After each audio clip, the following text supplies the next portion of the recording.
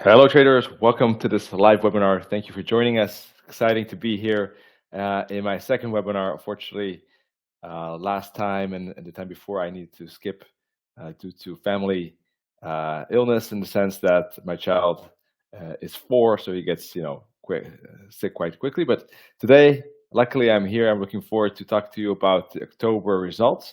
Of course, we have now October finalized, so we have the final numbers to go through.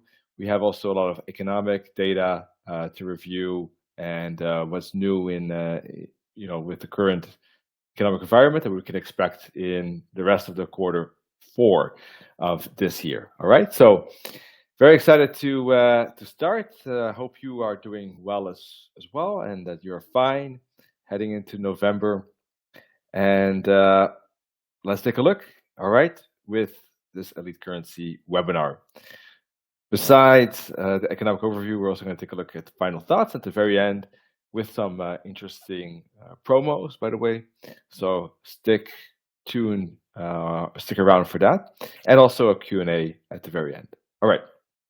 So with no longer ado, let's take a look at the performance in October. Okay, so flagship,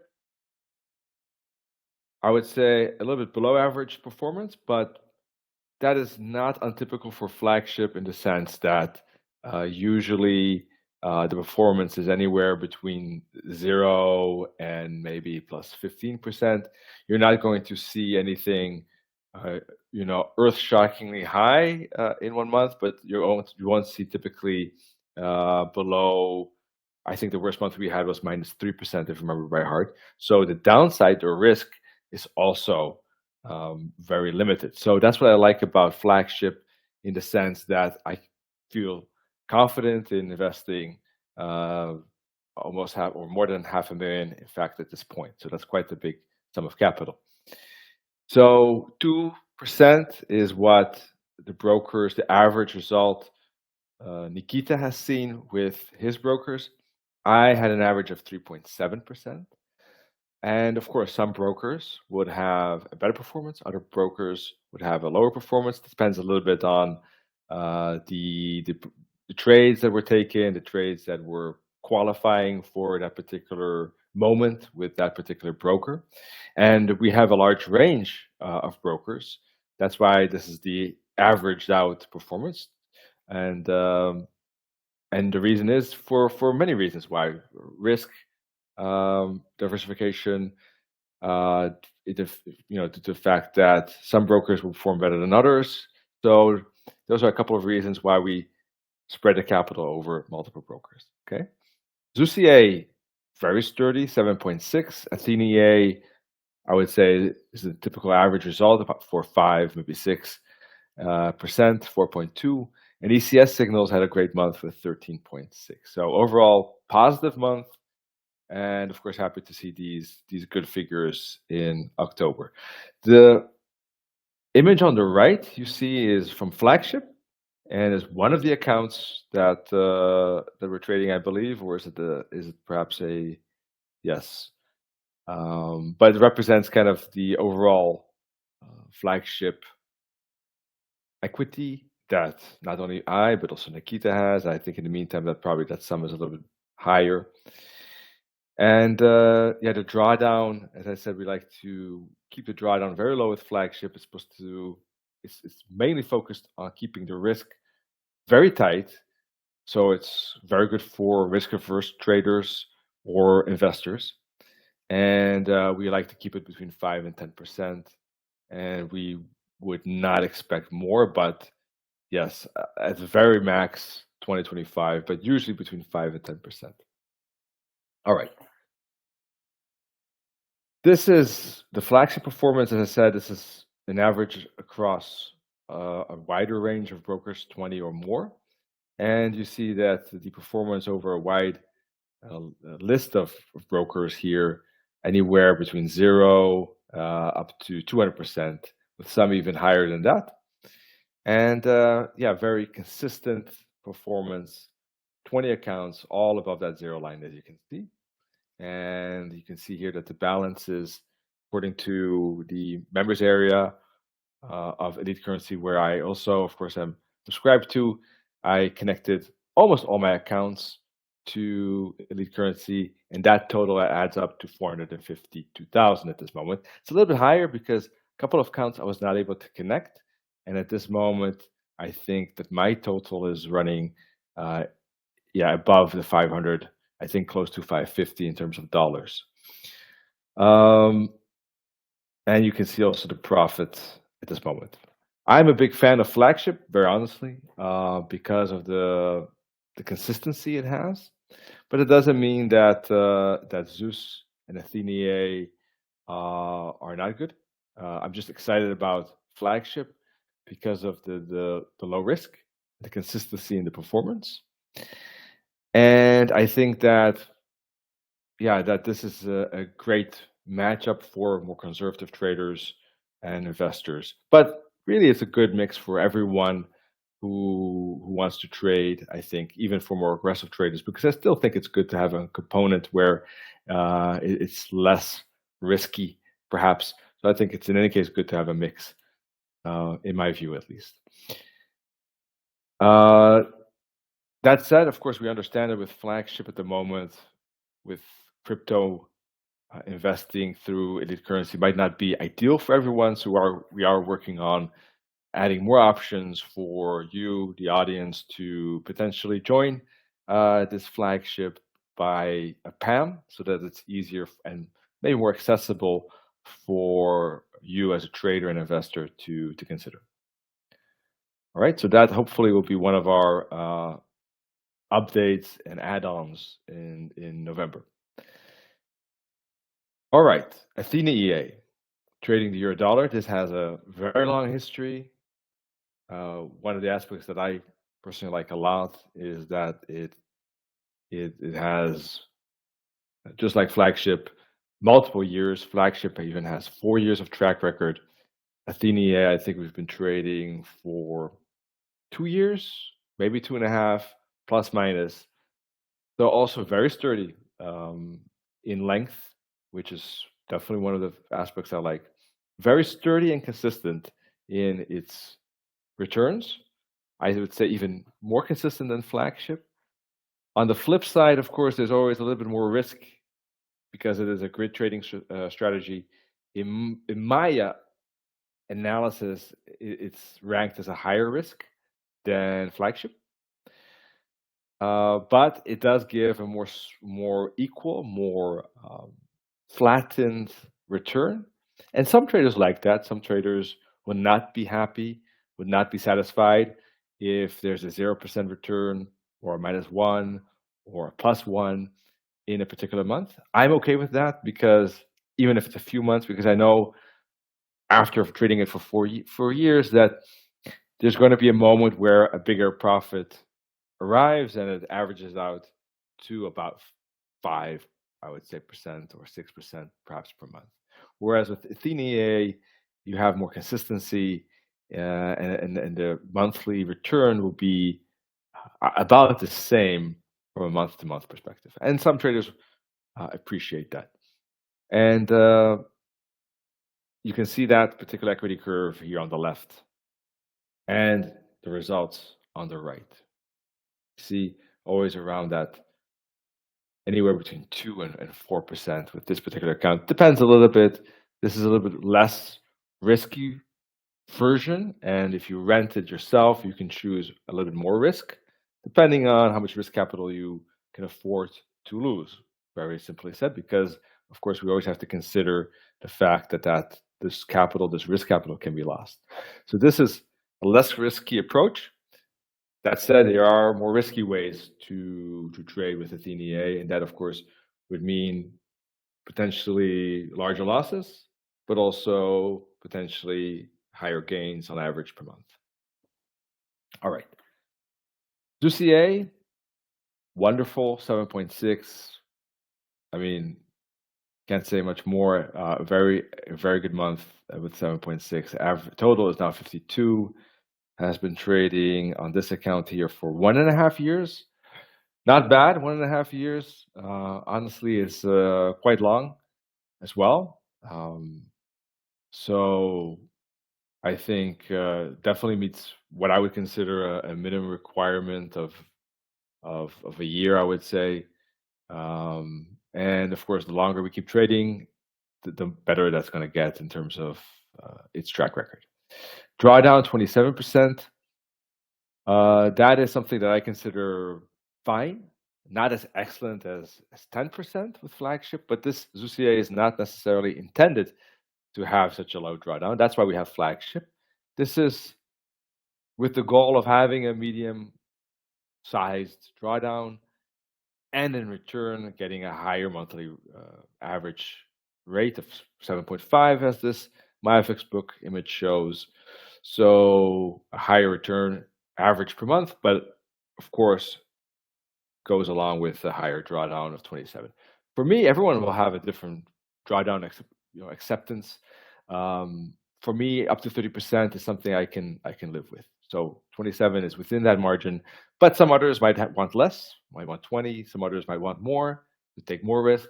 Might be okay with 50%. Everyone is going to have their own personal number, and that's something you need to be aware of, and you need to find out what that is. And maybe you think it's 50, but if you're actually going through a drawdown, you think you don't feel comfortable, then probably 50 is too high. You might want to consider a lower number.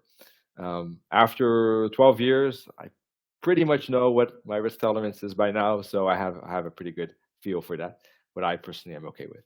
But Zusier, same thing, really. This is, again, a risk setting that we chose. I'm pretty sure that we can alter that a little bit as well if you wanted to take less or more. But this is the risk setting that we traded with, and we got 7.6%. ECS Live had a great month. It was about time, maybe, perhaps, because the months before that, some of them were positive, and then we had, of course, a weaker first quarter. But there is definitely a curve up. There is definitely a positive trend at this moment. If you look at the graph here on the right, you see we have higher highs and higher lows, to speak, in terms of technical analysis. So, and we're reaching the previous top. So, it's good to see ECS Live getting back on track like that. All right, let me check if there are any questions regarding the performance. By any chance? I think everything is clear, right? 4 different approaches, 4 positive results. So I think we're all happy with that for those that were trading one of these systems. Okay. Now regarding the economy, well, we got quite a lot of news to discuss. I think one of the top points is interest rates. So maybe we can go to this slide here first. No rate hike and no raises for a while. Or at least for a few months. Let me say it this way. Powell says basically that the economy is strong, but there is some fear of inflation. So we're going to see the benchmark still remain at about 5.25 to 5.5%. Okay, probably you know that already. Powell said, which is of course the chair of the Fed, that the Fed will watch for job and price data closely. And if inflation does not go down quick enough, there might be some more interest rate changes to the upside. But yeah, we'll have to see how basically data progresses in that field. Because it also, there is also some disagreement in the Fed Reserve officials. So it's a moment, let's say, where there's a little bit of pause, a little bit of reflection perhaps, and a little bit of, okay, what is the data going to tell us? How is the economy going to respond to this 5.25 to 5.5% range, which historically speaking, if you look back at the last 20 years, is quite high. So going to be interesting to see. Inflation rate at 3.7% is, however, still way above that 2% mark. So we still have some movement to make towards that 2% mark to satisfy, let's say, the goal, of course, that the Fed always has in mind. Um, Unemployment is at 4% in the US, annual growth of 4.9. I see here. And expectations, this is maybe interesting, of a rate hike, according to the CME, uh, it was 39% of a 25 BP hike, or 0.25% percentage hike, and 7% for a possible 0.5% rate. Now that has dropped. So it was 39%, and now it is 20. So the potential of a rate hike at 0.5% is 0% chance of a rate hike in this year. It's very small. If anything, it's going to be 0.25%, but the chance of that is only 1 in 5, 20%. So it seems we're reached the plateau. We reached the ceiling for the moment until the end of the year, which is only 2 months actually left, but okay. And then we're going to see in 2024 how that continues. If the interest rates finally start having an impact, maybe a bit more on the economy, we might see some recession. It hasn't happened yet, but there are some slight recession fears from that point of view. Unemployment in Germany has gone up, for instance. Bank of England is expected to keep its rates steady despite signs of slowing economy. Okay, so those are some of the things that are going on with regard to interest rates. Now, it is also so that main economies are keeping it flat. If I remember correctly, economies from smaller size economies from outside of Europe and North America are starting some easing, in fact, already. So there's already a kind of difference and divergence in that. Now, maybe the second most interesting thing is the crypto volatility, perhaps for some of you who are following Bitcoin and price moving up quite aggressively to 35,000 last I looked here. So that's quite a difference. With earlier this year, I think the low was somewhere around, was it 15 or 16? Does anyone know? Or 17,000, somewhere in the mid-teens. That is quite an impressive gain, of course. Difficult to call a bottom, but anyone who did would have nicely doubled their money. But that's always a wishful case scenario, of course. But that's going to be interesting to see if we're going to approach that greed phase where Bitcoin can increase very quickly and very strongly, very impulsively. I myself am a little bit skeptical. We're not there yet. I think that maybe I can share a screen with you regarding the charts. Let me do that. Maybe that'll be a little bit more beneficial.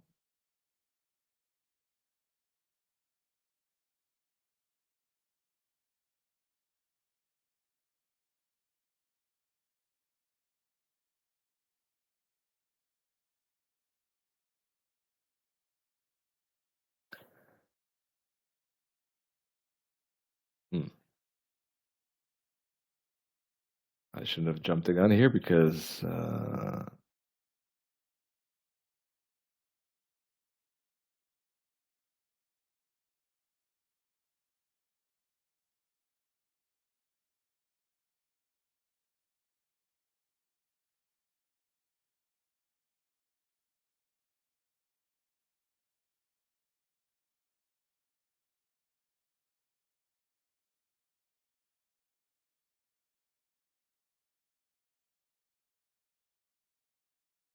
all right. Sorry for that. I didn't have the option to share, but now I do. I had to reload the software.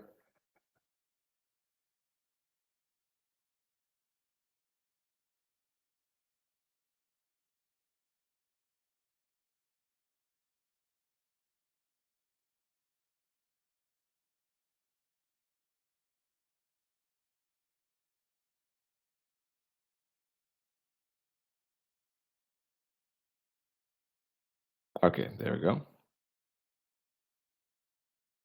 We're gonna get there. Sorry for the small delay.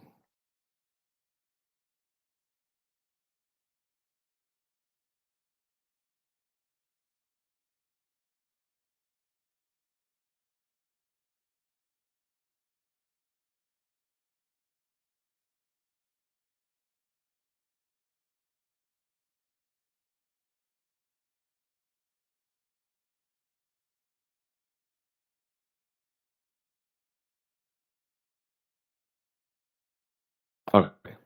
Not sure why it was that slow, but you should be able to see my screen. And what I wanted to share was just these figures with regard to Bitcoin. And we see we're making a new high, and we're seeing a higher high after a higher low. And if we put on the fib levels, which I always like to do, I think that there should be a potential for price to move up to the 50 fib, 61 fib, 61.8 fib. I think the 50 fib is around 41, 42,000 if I remember by heart, and the 61.8 fib. I cannot see the. I think you see the chart, but I cannot see it myself. I think it's around 48K. And after that, I would expect a potential correction back down to, well, I would take a look at the fib from 15,000 to wherever it stops, and then look at the 50 mark, the 61.8 fib, and think that there could be a bounce, maybe 27, maybe 30,000, and that's where maybe the new uptrend could emerge from. That is just my current thinking. Maybe I'm wrong. Maybe this is the start already, but I am leaning towards a 80% chance of such a scenario at this point. Okay, so I just wanted to share you quickly that view on Bitcoin. Okay, so let's now go back to that presentation.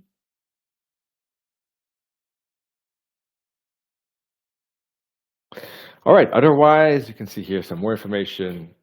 We're also seeing gold up indeed, for instance. Wall Street news with Netflix very strong, i.e., AI, of course, news in the center of the news, let's say, or attention span, artificial intelligence stocks, Nvidia, Tesla disappointing, for instance. So there's always these elements to consider. And otherwise, yeah, we see basically these interest rates, of course, discussion, cryptos, and the last point is the AI valuations might still go higher, as already mentioned, a lot in the news at this moment. And of course, AI could impact a lot of fields, a lot of other sectors as well, of course, that might not be accounting on the disruption, let's say, of AI and how it changes their industry. And there are, of course, so many industries that could be impacted by AI. So it's going to be an interesting few years to come, I guess, with how all this AI trend will be impacting a wider range of or maybe all sectors from that point of view. So that's going to be very, very interesting. I can imagine that there could be some interesting stocks maybe that could benefit, and some other stocks that might feel some pain from that. So that's going to be the gist of it, is to find those, of course. Anyhow, I'm not a stock person. I'm not going to be able to recommend the best stocks, but I'm just giving you an overview, or we're trying to give you an overview of trends in general, so that you feel aware of this.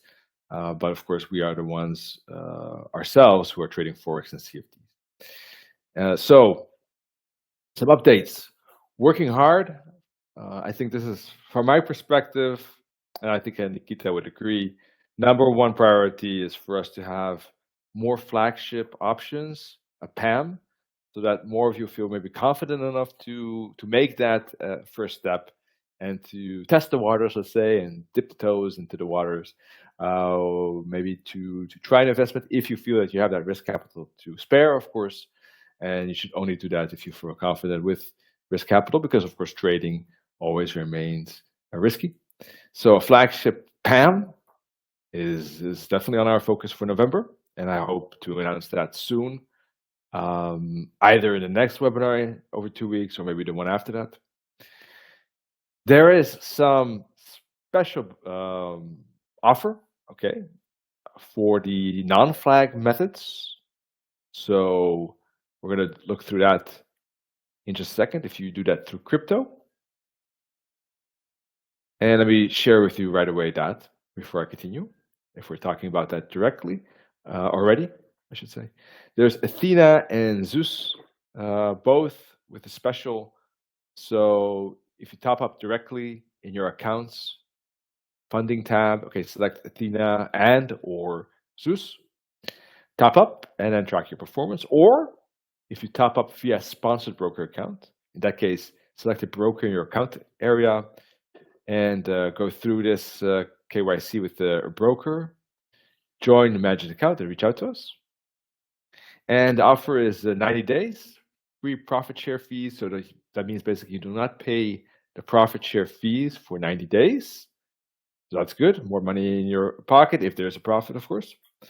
And the 90 days applies to everyone who deposits in Athena or Zeus managed accounts directly via an account area before November 20. That's either by topping up directly or via a sponsored broker account. And 30 days applies to everyone who deposited in Athena or Zeus managed account via sponsored broker before November 20. Okay. So a sponsored account before November 20. So November 20, important date.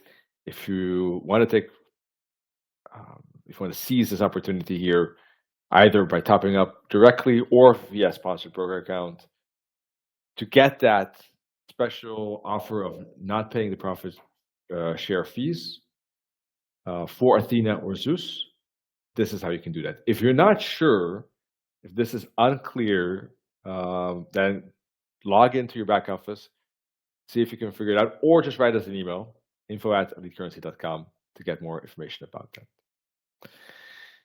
And just some benefits maybe I wanted to talk about regarding trading in Forex and CFDs, because of course there's also a lot of different ways of trading and investing, including stocks, bonds, gold. So there is not a small competition in terms of where should I put my capital. I personally prefer to have my capital in trading and CFD, actually selling my Bitcoin to invest more in that. And not to say that that's necessarily needed. I think that diversification is useful, and I will go back to some diversification. But in my view, at this moment, I felt that this was the right moment to. I felt confident enough to expand my investments in Forex and CFD to accelerate the revenue and earnings from that, and use those revenue and earnings in the future to go back eventually to diversification in other assets with those profits. And so that was my strategy, my plan for my investments. Now, everyone will have their own idea, and I'm not saying that this is the best idea for anyone's particular situation, but this is how I myself have approached this the last few years. And there was a point where my capital will be, hopefully at least, high enough to say, okay, I rather at this point start diversifying and investing in other categories, because I feel that at this point my capital is high enough. I don't know where that point is. I have, as I said, now $550,000 invested in Forex and CFD, but I do think that once I get up to perhaps a few $100,000 more from this point, I will start to think about diversification in other assets. So be it. Depending on the economic cycle, the interest rates, I might decide for stocks or cryptos, or real estate. If it were to happen quick enough, maybe in cryptos, because I do think that there could be a next uptrend coming eventually. I don't know when and how long it might take. So it depends a bit on the situation. But I think I'll keep reinvesting myself still for a little bit. But there is a point in, it's coming maybe sooner that I will start to diversify. I think that once I would get closer and closer to 1 million, that at that point I might start to put a part of that into other categories so that the risk maybe in the capital doesn't only go to Forex and CFD. But you can see I have kept investing and reinvesting for quite a long time. At this moment, 550,000. I would consider, say, not a small amount necessarily. There are benefits in terms of liquidity, taking the capital out anytime I want, not having to hope that maybe if I buy a high that I have to wait it out for that particular stock or crypto to go up again before I can access that particular cash. Of course, real estate is even a little bit less liquid, perhaps, than stocks and cryptos. So I like that particular aspect. I can trade many different systems with many different brokers. So I have a feeling, I think that there's less risk there's a good risk diversification from that perspective. Another benefit, I am not dependent on any particular corporate news announcements that might hit the radar or etc. I think people sometimes are asking me about ethical investing a little bit more now than in the past, and I think that it is a market that is so huge that my little bit of trading will not impact the world. So I think that some people might have concerns about buying certain stocks, whether that is ethical or not, whether the company itself is doing all it can in terms of maybe employee hiring, in terms of some people think about climate and the environment and supply chains and how much materials are used, how they're treating the employees. And these are a lot of factors to consider. Not everyone is worried about them, and I'm not saying that you should be. I just know that some people are, and I think that it makes sense to be concerned about that. If you are, it's nothing wrong with that. And most people look at the return. Others want to look at the return and how the return is made. And I think from that point of view, Forex and CFD is trading itself as if you're trading the euro dollar, it doesn't have much impact on what's going on in the world. If you trade maybe some agricultural specific futures, of course, that could impact the price of corn, and that might not be that pleasant for corn people in the corn industry. So that could be an impact. But with euro dollar, big currencies or any currencies, I think, and also CFDs, I don't think there's an impact on these aspects is not there or low in my view, and we don't have to necessarily be worried about how a company is dealing with its climate goals or with geopolitics or with the business cycle. So it's a little bit simpler from that perspective, and that's what I actually like about it. Of course, we have our economics to follow with regard to interest rates, but I think that the factors and list of factors are less complex to consider when trading Forex and CFD. That's just my humble opinion about benefits of investing in Forex and CFD trading. Okay. And now, selecting your investment. If you're interested, you can take our form or fill in a form to find out what might be a good mix with regard to our different styles, a flagship, Athena EA, Zeus, maybe even ECS life cycles. I'm not sure if that's possible to trade, and then you can find out what could be a good mix for you because there's a list of questions that you can fill in, and then there's a suggestion what kind of portfolio might be good for you in terms of Forex and CFD trading. Once again, Flagship has been trading for 4 years plus, never more than -5%. I think 3 or 4% was the max. And yeah, a mixture of brokers so that we have less risk in terms of the result, the consistency per month. And here you can see how we do the reporting in the back office of Elite Currency. And we have a full track record here of the balance, profit and loss. And you can see which accounts, how they are doing, etc. So very, very nice reporting. I definitely recommend taking a look at Elite Currency back office. And I think that it's good to start, just at least to dip your toes into the water and see how it goes. And if you feel confident with the software, with how things are running in terms of performance and trading, then you can always add later on, right? That's how I do it myself. I typically start small. If I see how things are going, if they're going well, I add a little bit and I add. And I think that is the most humanly common sense approach. Other funding updates, as mentioned before in the last webinars, top-up method has been added. And you can track us on MyFXBook, of course. And that is it from our side. Oh, I'm not sharing the screen here somehow. I don't know what went wrong.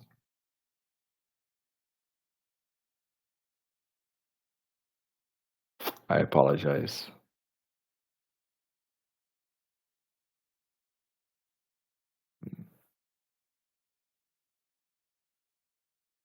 Not sure what you missed there, but here are the slides. I just run through once again. ECS updates. Working hard on the flagship PAMs. We have these offers, okay, for Athena and Zucier. But feel free to just write us email at info@elitecurrency.com to get your free profit share fees for 90 days, I believe, before November the 20th by topping up directly or via sponsored broker account in your account area.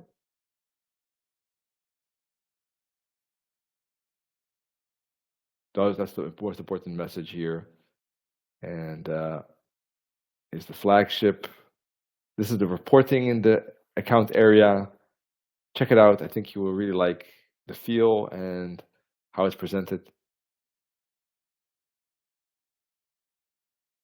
New funding options, but as I said, we want to hopefully add a PAM account so that a bank transfer to your own personal account is possible. And that's it. All right. Sorry for not sharing that screen presentation with you. All right.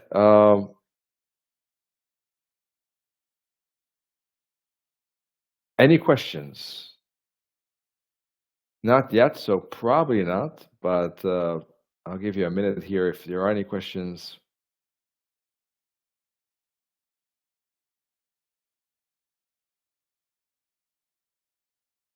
Otherwise, we'll be back in hopefully 2 weeks from now, which will be November the 16th. And then again, 2 weeks later on hopefully November the 30th, I suppose. So every 2 weeks, Thursday. And yeah, we'll see how the rest of the Q4 will emerge as of course we had a decent start to October. Curious to see how that will continue with November and let's say the first half of December, because of course the second half of December trading is might be a little bit slower and typically is due to the holidays, as well as at least the first week of January, if not even the first 2 or 1.5 weeks of January, of course. So I would say we have another 6 weeks of decent, solid trading, I would say plus minus, until things might quiet down a little bit. It gives us some time still to book a hopefully positive result in Q4 2023. And then we're going to head off to a new trading year again in 2024. All right, folks, thanks for joining. I wish everyone, above all, great trading. I hope that you check out our systems, flagship, Zusier, Athenier, also that special offer for Athenier and Zusier for the next 2.5 weeks to the 20th of November. And I'll see you soon. Cheers. Bye bye.